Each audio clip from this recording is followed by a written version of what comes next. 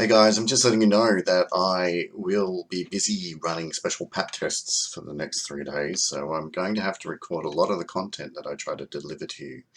So, pretty please, with the cherry on top, do the right thing, watch the videos, and when I stop and say, hey, it's time to do something, please make sure you do it.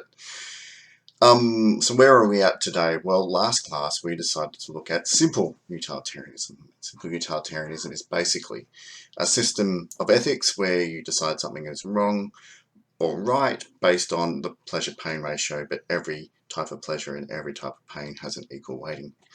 Today we're going on to complex utilitarianism, and you've probably figured out the difference. In complex utilitarianism, not every pleasure or pain has the same weight. So some pain or some pleasure has a stronger value. Okay, so let's read today's goal. We will recap on simple utilitarianism and then use our knowledge of this or of it to scaffold an understanding of complex utilitarianism. So we're going to take what we know about simple utilitarianism, and then we're going to add to it our knowledge of complex utilitarianism, because really it's just a more complicated version of the former. So in order to achieve this, we need 3 smaller steps, 3 success criteria. What are they? Well, let's go through them. You need to write your own, but this time you need to outline how you think you're actually going to perform this recapping. So will you say something like, we will go over previous theory and review our notes.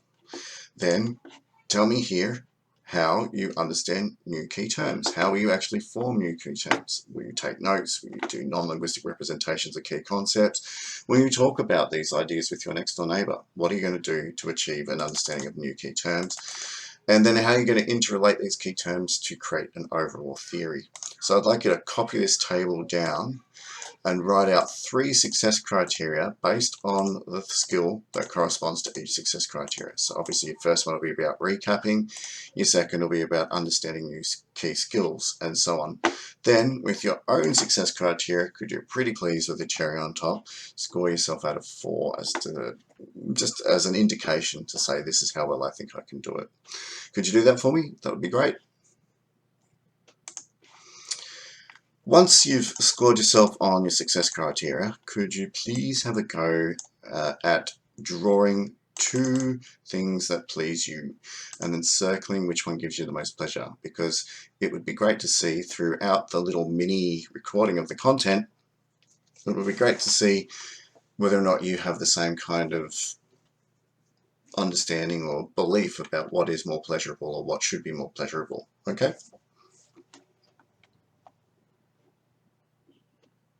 Alrighty, so now it's time for a quick recap, just going over what we covered in simple utilitarianism. Alright, so when we're talking about what is right or wrong, there are 2 kind of discussions we could have. We could have discussions about the rules that are right or wrong, and when we do that, we're discussing moralism. But when we're discussing the principles or the guiding theory that can help us decide what's right or wrong, that's when we discuss ethics. Okay? Ethics would be more about the procedures of how we decide what's right or wrong. What procedures do we go through? But also, what kind of guiding principles should help us decide, i.e. pleasure and pain are guiding principles. Okay? Both are similar because both are about right or wrong. However, we are not really concerned about saying that these are the rules. We want to talk about the principles and the theory behind the rules, or principles that help us decide what's right. Okay? Now, there are 2 types of ethics. We've already looked at one type of ethics, though we never really thought we were. It's existentialism. And existentialism can be seen as a meta-ethics, because meta-ethics are about how we decide what's right or wrong, not they're about the processes we use to engage in deciding what's right or wrong, not the actual guiding principles themselves. When we want to look at the guiding principles for deciding what's right or wrong, we call that normative ethics, and that's what we're covering today. So normative ethics are like the guide dog. They guide us in our discussion about what is right or wrong. All right, and we've been looking at the ethical theory called utilitarianism, and it started off as a theory that privileged reason above all else, reason determining what is right or wrong. It rejected the idea that we should use superstition, which for the founder of utilitarianism was pretty much religion. his name is Bentham, Jeremy Bentham. We should reject superstition. We should reject what we call sentiment or emotion, and we should reject tradition. Basically, the only thing that we should use to decide what is right or wrong is to reflect on the consequences of a decision, and whether or not the consequence of a decision gives us the highest amount of pleasure with the least amount of pain. So we want to maximize pleasure and completely reduce pain, okay? And we think about that in terms of a scale, right? So if we've ultimately got a lot of pleasure, but we've got even more pain, it's the wrong decision to make. If we've got a little bit of pleasure, but we've got a tiny, tiny, minuscule amount of pain, then we know that's the right decision to make, because ultimately it's about ratio. It's about making sure that the absolute number that we have after we divide pleasure by pain is the highest. And we figure that out using what we call the hedonic calculus. Now, the hedonic calculus basically means pleasure calculation, all right? And the way we do that is completely subjective. Even though we're trying to be objective, basically the decisions we make about what causes pleasure and what causes pain are up to us, okay? And we basically go through and we say, look, I'm going to get 4 units of pleasure to 3 units of pain, but compared to my other decision where I got 4 units of pleasure and 4 units of pain, that was much better. Was it a win? Well, therefore it's the right decision to make because it had a ratio that was above 1, all right? And we can usually do that. The way we usually think about the hedonic calculus is we look at the ratio of pleasure over pain for many different options, and then we compare the ratio, all right? All this we did last class. And we can use this to decide what we do as an individual. In other words, do we run over the 1 person on the track, or do we run over the 5? Or would we use this to decide what we do as a society? In other words, do we spend the money on the leukemia facilities, or do we spend it on the park? We know that thousands of people are going to directly access the park, but 10 people are going to access the leukemia facility. How do we spend the money?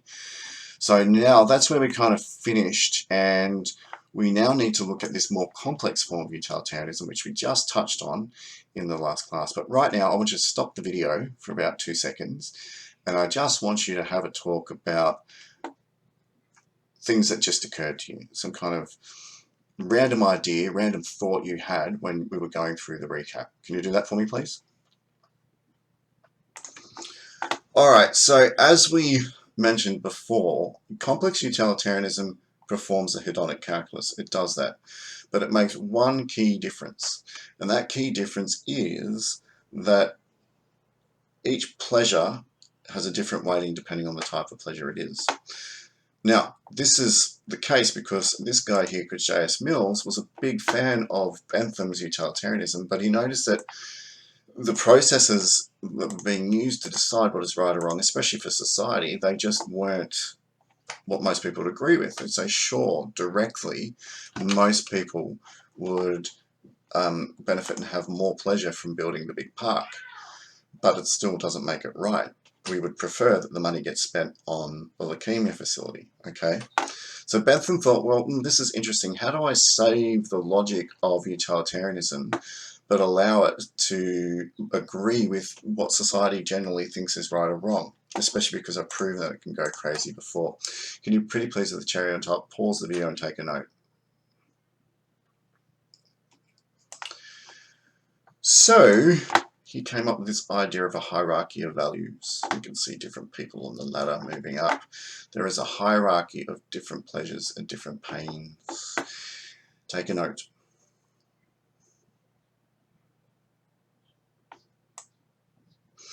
And if we think about it, those that are at the top of the pyramid or the top of the hierarchy are going to have a higher score. Now again, this score is completely subjective. Like we just come up with ourselves what we think is the higher value, all right? So if we want to say saving someone's life gives us a higher pleasure than going to the park, well, you know, we come up with the determination that saving someone's life is 10 while the other is 1. So just make a note of it. It's still assigning the values to the different types of pleasure is still completely subjective. Can you take a note?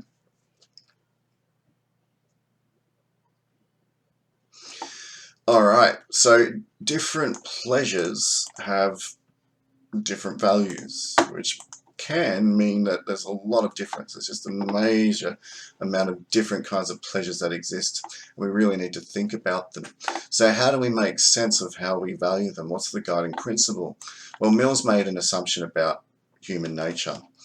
He said that low pleasures, pleasures that should be rated lowly, tend to be very short-term pleasures, and they tend to be the pleasures of the senses. Take a note.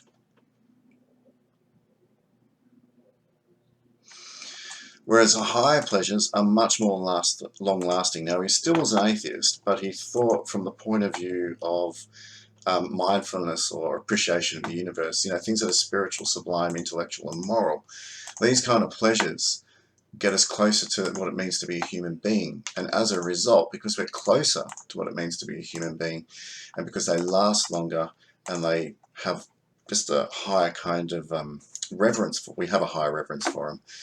Higher pleasures tend to have higher weight, and they are spiritual, sublime, intellectual, and moral. Take a note.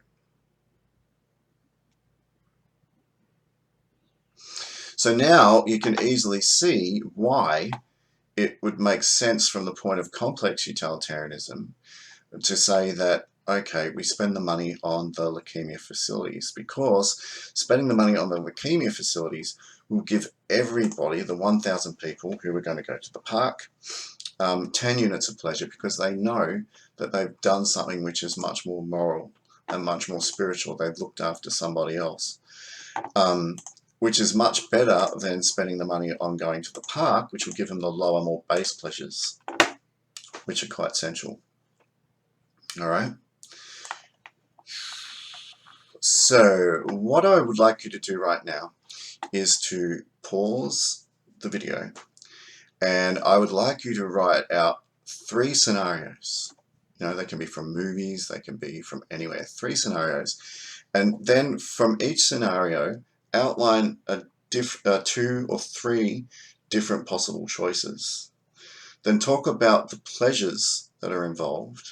Are those pleasures high, medium, or low pleasures? And using complex utilitarianism, talk about what was the right thing to do, right? And I have another question. You can always rewind this and go back and listen to what it is that you need to do. My other question is it a different decision that you would be making through complex utilitarianism when compared to simple utilitarianism? Do they yield different outcomes? And tell me why. So I'll go over it again.